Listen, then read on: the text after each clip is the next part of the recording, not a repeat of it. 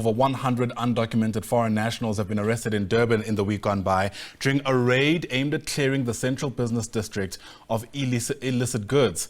KZN Premier Thami Ntuli says more unannounced raids are planned. For more on those plans, let's bring in the Premier once again, who joins us now via our video link. And Premier, thanks very much indeed for making time to speak to us.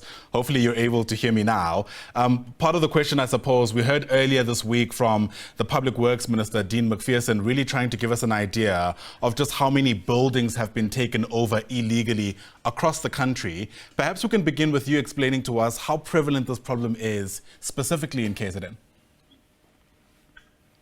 Well, thank you very much, Ayanda, for having me, and good morning to yourself and to the viewers at home. Well, I think in most of the places where we have built buildings which were left unattended, illegal occupants saw an opportunity and decided to occupy those buildings.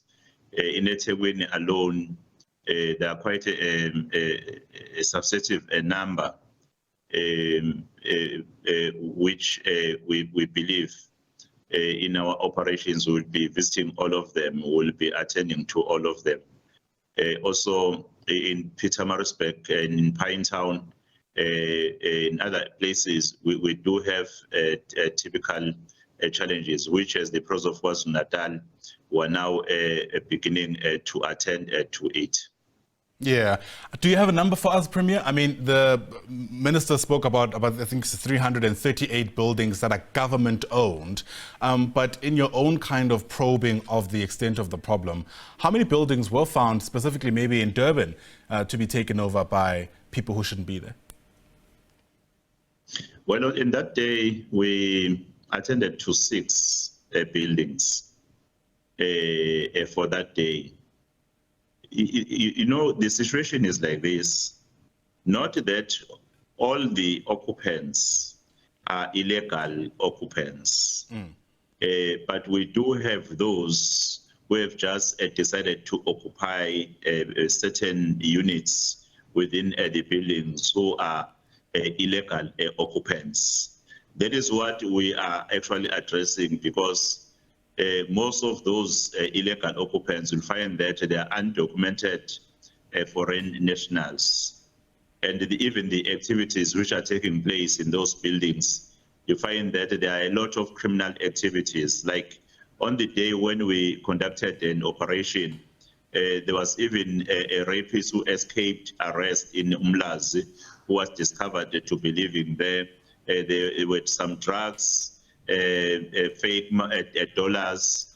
You see, a lot of criminal activities are taking place in those special units. Not necessarily that you find that the whole building is actually illegally occupied. There is one which was for the government department, which was left unattended, where in that one, no one was living legally. But when they heard about the operation, some information leaked, they decided to evacuate before we even arrived with the police in that building. And, you know, part of the numbers we have is that more than 100 odd undocumented migrants were arrested during this particular raid, which tells us, you know, at least in part, that this is a much bigger problem. Logistically, what does it take to make sure, I suppose, these illegal migrants are deported? I mean, for example, where are the ones that you arrested on Tuesday? Have you been able to see through that they get traced back to their own country? Yes, they were taken to the police station with a purpose of, in fact, initiating a process of deporting them to their own countries. Like in our operation, it's a joint operation, wherein even the Department of Home Affairs, in order to verify the documents, even when they produce the documents, to verify whether they are legal documents or they are fake documents. So Department of Home Affairs is also a part of the operation to assist with such.